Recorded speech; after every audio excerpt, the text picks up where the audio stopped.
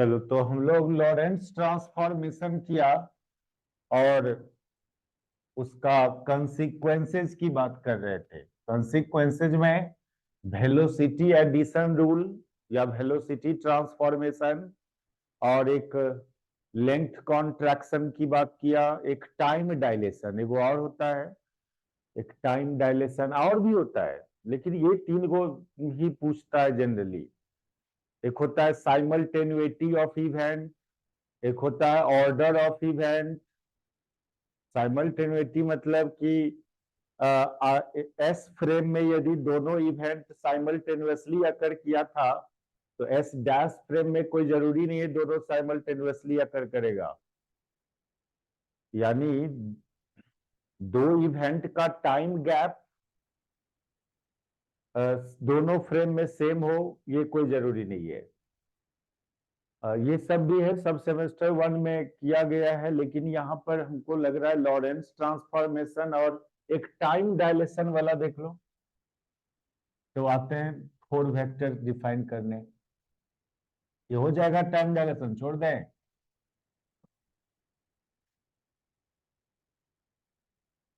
क्या time dilation, इसमें क्या होता है ना, दो इवेंट कंसीडर करोगे, consider two event at same place, at same place but at different instant of time।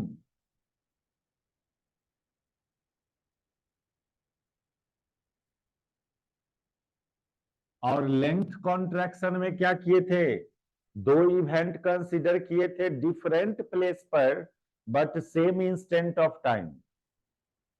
यहां पर दो इवेंट कंसीडर कर रहे हैं सेम प्लेस पर but at different instant of time. और मान लो उस इवेंट का coordinate, let coordinate of event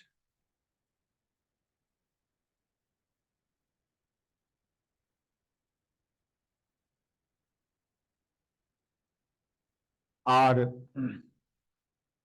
x Y z T1 and x y z T2 with respect to s and x dash y dash z dash T1 dash and x dash y dash z dash T2 dash with respect to s dash। दो event है, दोनों event का देखो position coordinate same है लेकिन time coordinate different है। दो अलग अलग टाइम पर एक ही प्लेस पर दो इवेंट को कंसीडर किया गया।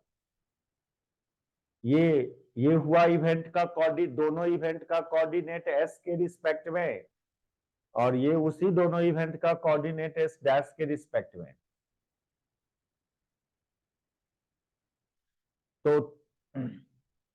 तो किसी एक का ट्रांसफॉर्मेशन करो, जैसे आप T1 T डैश की बात करने चले तो T डैश का एक्सप्रेशन था T minus VX/C² by √1 minus V²/C²। तो इस फॉर्मूला को यूज करेंगे हम लोग 4 बार। इसके लिए यूज करेंगे, इसके लिए तो T1 डैश को लिखोगे T1 minus VX/C², sorry V/C² by √1 minus V²/C²। फिर T2 डैश को लिखोगे T2 minus VX/C² by √1 minus V²/C²।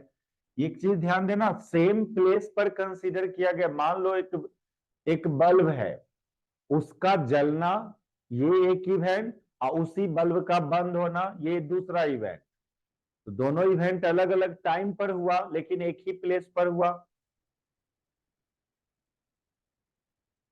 तो उस तरह की बात कर रहे हैं हम लोग। तो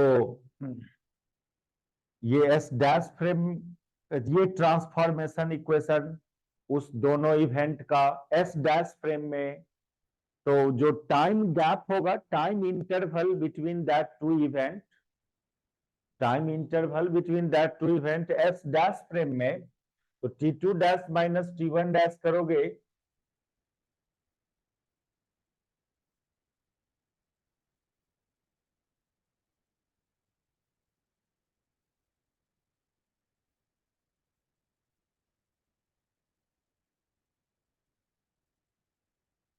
तो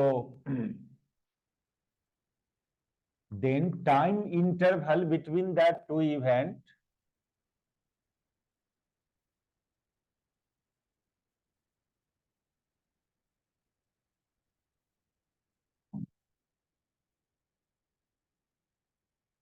with respect to s dash, that is ये हो जाएगा t2 dash minus t1 dash, और ये हो जाएगा, इस यहां से सब्सट्रैक्ट करेंगे तो ऊपर पर t2 minus t1 by root one minus v square by c square.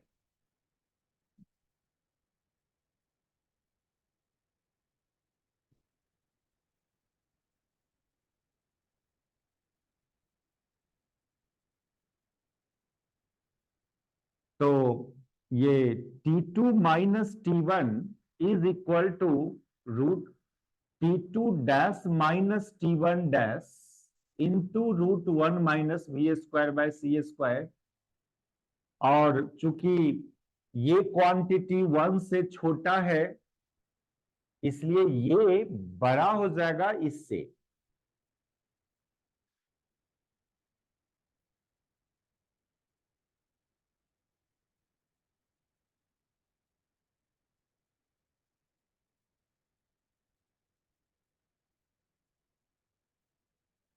तो चूंकि ये it is less than one,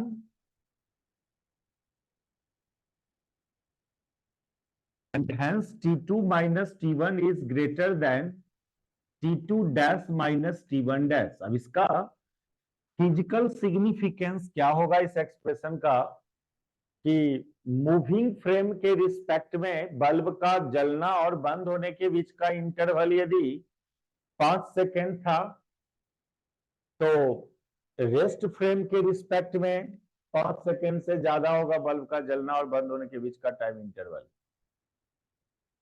यानी डायलेट कर गया टाइम। लेट से हुआ घटना।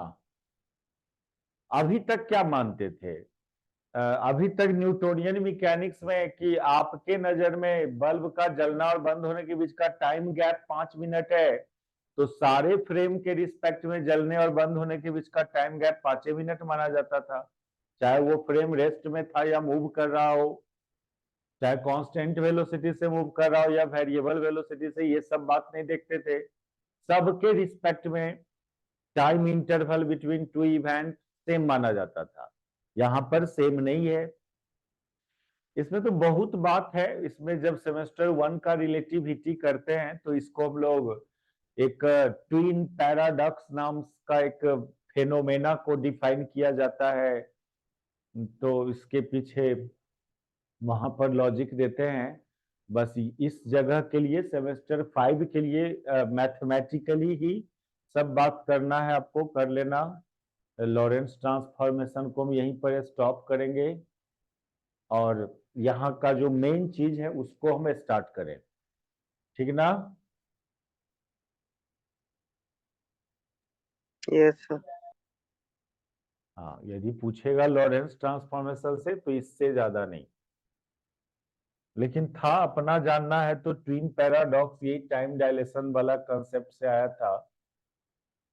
वो स्पेस में भ्रमण करने चला एक दोस्त, बर्थडे मनाने, दूसरा ग्राउंडे पर मना रहा था बर्थडे, वो रिटर्न होके आया तो बोला कि हम तो इतना साल का हो गए, ये बोला नहीं नहीं तुम तो इतने ही साल का हो, अलग अलग टाइम एज बता रहा था। वो था एक फिनोमेना। चलो आ,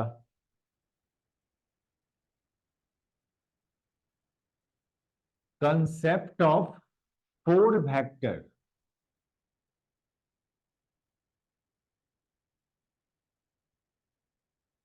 हम लोग जो अभी तक जो वेक्टर जान रहे हैं, मैक्सिमम 3 कंपोनेंट वाला वेक्टर जान रहे हैं,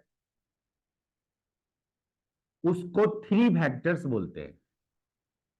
उसको 3 वेक्टर बोला जाता है। 3 vector. If A vector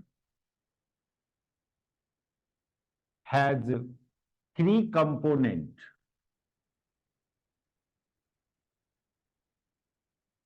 3 component, जैसे पोजीशन वेक्टर एक्स आई प्लस वाई के प्लस जेड के, तो इसको सिंपली पोजीशन वेक्टर बोलते थे। अभी इसको पोजीशन 3 वेक्टर नाम देंगे। Position 3 vector. इस समय 3 कंपोनेंट है, only x Y z. Similarly velocity में भी 3 ही कंपोनेंट लिया जाता था।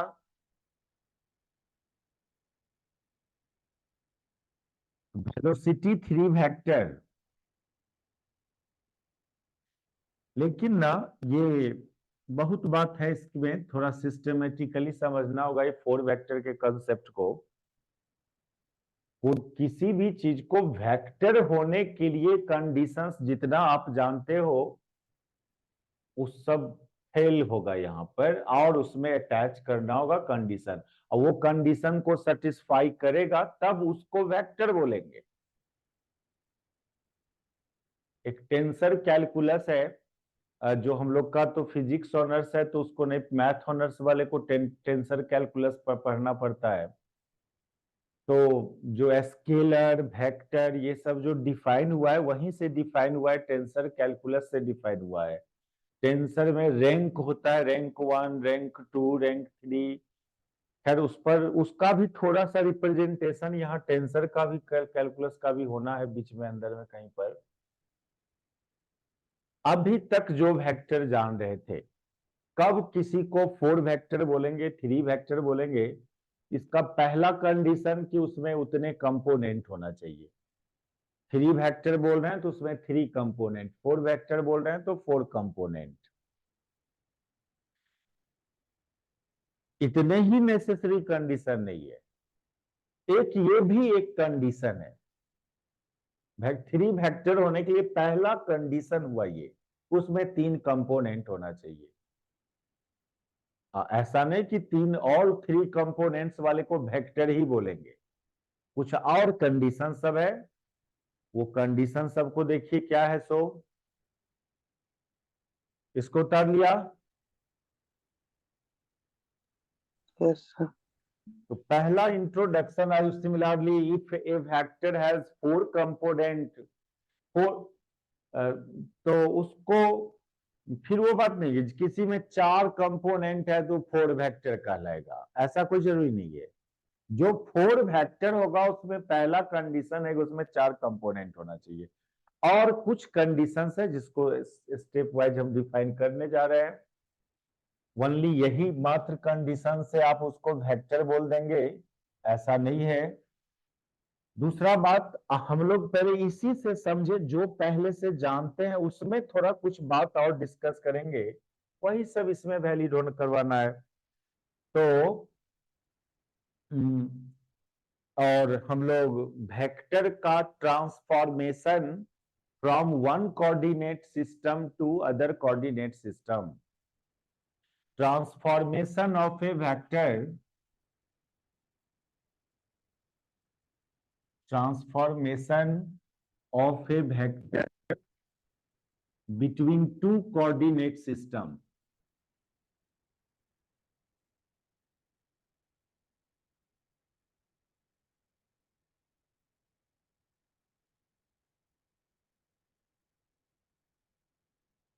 सपोज करो एक है हमारा, ये फ्रेम है, ओ एक्स वाई फ्रेम है एक, और इसी फ्रेम को थोड़ा सा रोटेट कर दो,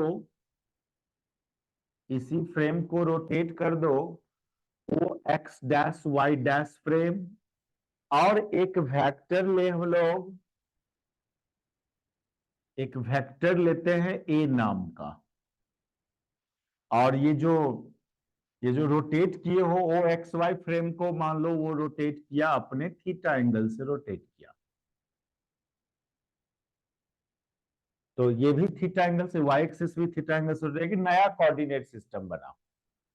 तो we have to coordinate system o x Y and O x dash Y dash, making angle theta between x axis between y axis. लेकिन ये रोटेशन हम लोग मान लो जेड एक्सिस के अबाउट करवाया, ये रोटेशन जेड एक्सिस के अबाउट हम लोग किया, या इस पॉइंट के अबाउट रोटेशन किया, तो here we have two coordinate system, we have two coordinate system,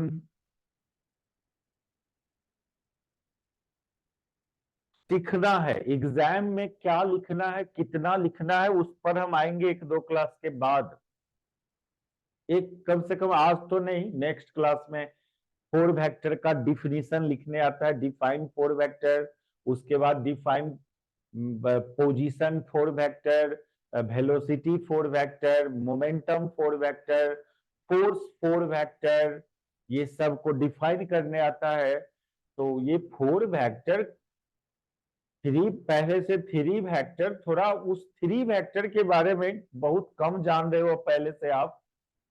एक तो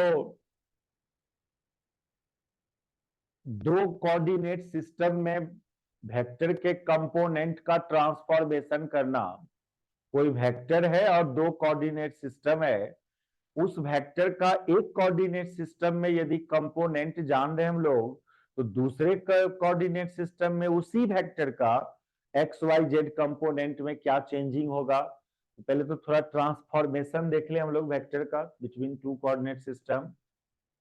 पूरे रिलेटिव में तो ये ट्रांसफॉर्मेशन पर तो सब कुछ डिपेंड है, ट्रांसफॉर्मेशन तो करते आए हैं। तो अब वेक्टर का ट्रांसफॉर्मेशन की बात कर रहे हैं हम लोग। वेक्टर का ट्रांसफॉर्मेशन मतलब उसका जो कंपोनेंट्स है उसका ट्रांसफॉर्मेशन। एक कोऑर्डिनेट सिस्टम में पता है एक्स वाई जेड कंपोनेंट, तो दूसरे कोऑर्डिनेट सिस्टम में क्या होगा एक्स वाई जेड कंपोनेंट। इसके लिए दो coordinate system, we have to coordinate system, कौन कौन, O x Y and O x dash Y dash. ये कैसे बना, formed by rotating this frame through angle theta in anti clockwise system, in anti-clockwise direction. Here OX dash Y dash are formed by rotating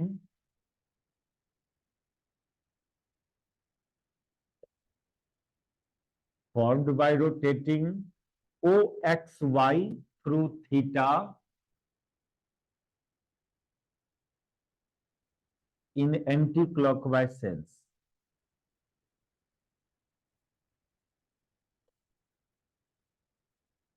And we consider a vector A, एक vector भी फिर consider करना है ए नाम का।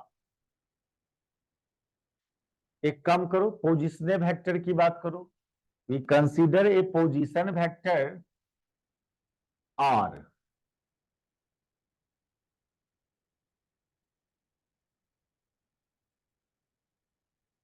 लिख लिया सबको। yes sir, लेकिन ये R किस फ्रेम में, ओ एक्स वाई फ्रेम में, और इसी वेक्टर को R डैश से डिनोट किया जाए, इसी वेक्टर को R डैश से डिनोट किया जाए with respect to o dash x dash Y dash frame.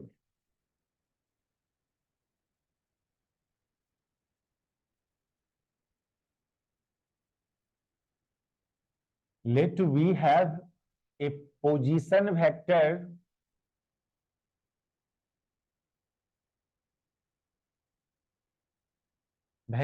R with respect to OXY, and same position vector को डिनोट कर रहे हैं हम लोग R डैश से with respect to OX dash Y dash. Same position vector का representation अलग कर रहा है दोनों फ्रेम के रिस्पेक्ट में, कि जिससे कंफ्यूजन नहीं हो कि कब हम किसके रिस्पेक्ट वाला पोजीशन वेक्टर यूज कर रहे हैं।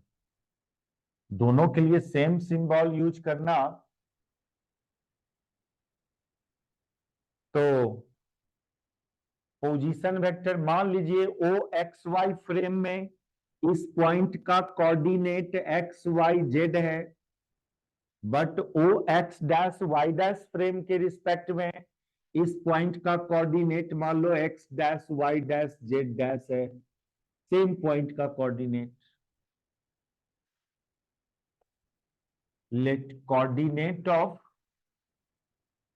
इस पॉइंट का नाम दे दीजिए पी, पी नाम दो इस पॉइंट का। कोऑर्डिनेट ऑफ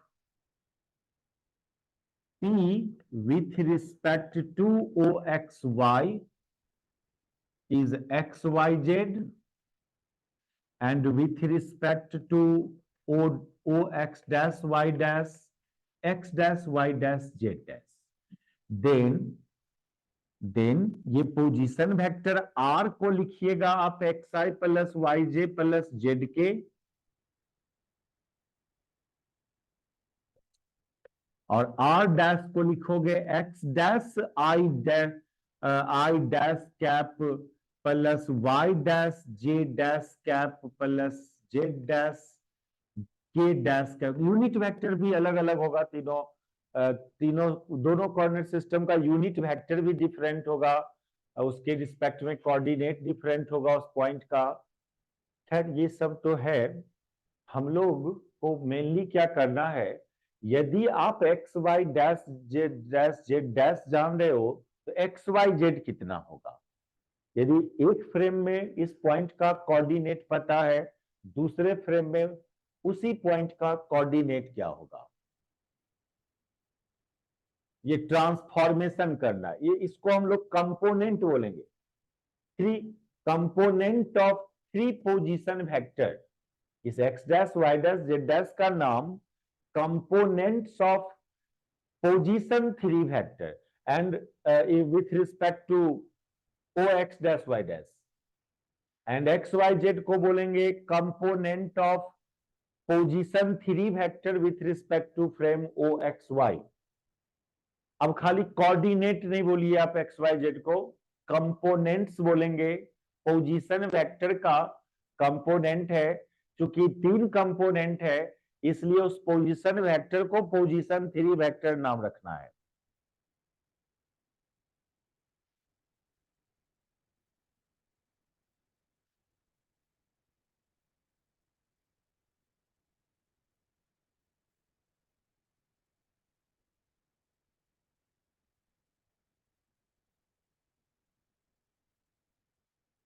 ये नोमेनक्लेचर तो सीखना है यहाँ पर, यही तो मेन चीज है। Here x dash Y dash Z dash को क्या रीड करना है, कंपोनेंट्स ऑफ पोजीशन 3 वेक्टर।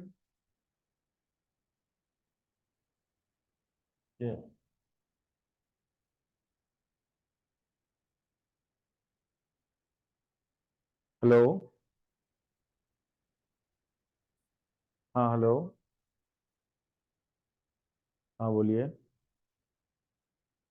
हाँ मैम,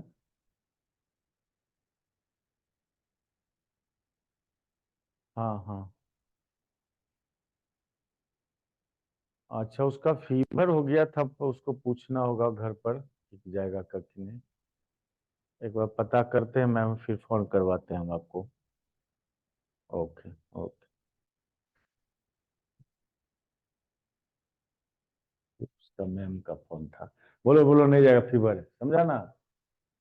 हाँ, component of position 3 vector with respect to o x dash y dash and similarly ये x y z भी वही हुआ, components of same position 3 vector but with respect to o x y।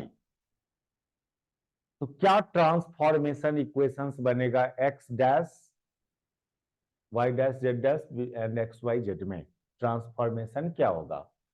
तो ये तो mathematically find करना होगा, यहीं से ज्योमेट्री इस फिगर से क्या करना होगा। यदि मान लो आप यहां से एक पोजिशन, एक परपेंडिकुलर, एक बात देखो, यदि इसका कोऑर्डिनेट, पहले पहले आप x dash Y dash frame की बात करें, तो इसका वाई कोऑर्डिनेट के लिए, इसका वाई कोऑर्डिनेट के लिए यहां से वाई एक्सिस पर परपेंडिकुलर डालो, ये वाई डैश हो जाएगा और ये एक्स डैश हो जाएगा। यदि इस पॉइंट को एम से डिनोट करें तो ना, क्या यस सर। यहां से एक्स एक्सिस पर परपेंडिकुलर डाला तो वो परपेंडिकुलर तो इसका वाई कोऑर्डिनेट होता है ना, और ये ओ एम हो जाएगा उसका एक्स कोऑर्डिनेट, यानी ओ एम जो हो जाएगा वो एक्स डैश हो जाएगा और पी एम जो हो जाएगा वो वाई डैश हो जाएगा। आप एक नया फिगर बना लेना, एक को फिगर फिगर में कचरा मत करना। ये हुआ। अच्छा,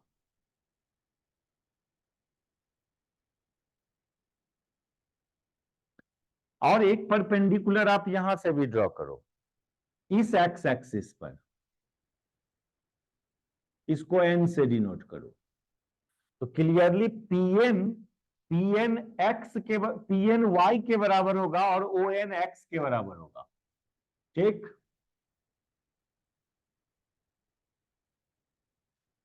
पी एन जो होगा वो y के बराबर एंड ओ एन जो होगा वो x के बराबर होगा। इतना क्लियर है? नहीं, अरे x एक्सिस पर परपेंडिकुलर ड्रॉ करते हैं तो y कोऑर्डिनेट होता है ना।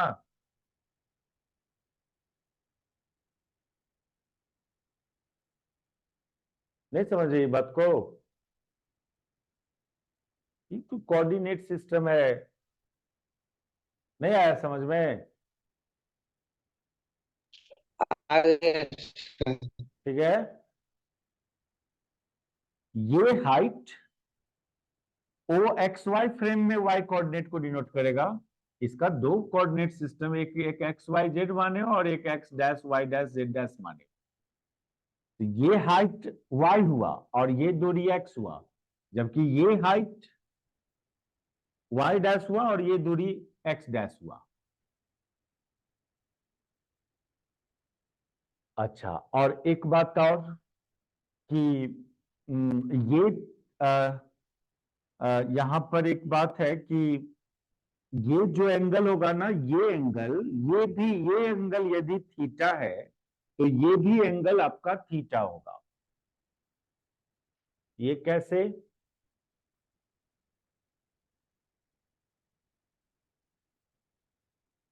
किस ज्योमेट्री से बात बोल रहे हैं हम लोग?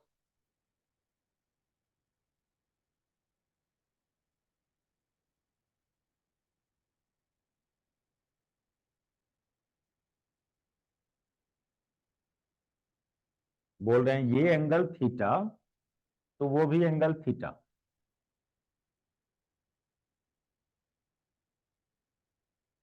अरे यही एक्सिस रोटेट होके समझो ना यहां आ गया, तो ये पॉइंट एन उठ के एम पर चला गया, और ये जो लाइन था ये लाइन भी थीटा एंगल से, ये लाइन थीटा एंगल से रोटेट होकर ये हो गया। इसको समझिए तो फिर सर एम परपेंडिकुलर लेंगे तो एक्स में, तो फिर ऐसा करके थीटा हो जाएगा क्या?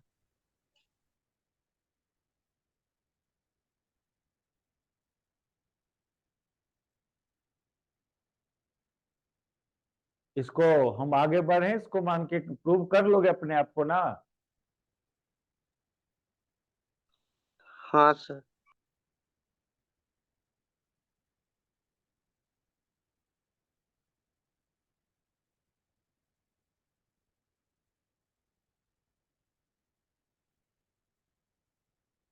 अरे देखो ना, सिंपल बात है, ये 90 है ना, ये 90 है और ये थोड़ा अंदर नीचे यहां लेने दो। ये 90 है, ये थीटा है, तो ये 90 माइनस थीटा होगा ना ये एंगल।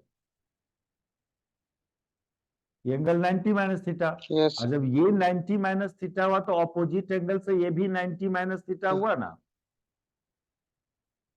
ऑपोजिट एंगल से ये भी 90 माइनस थीटा।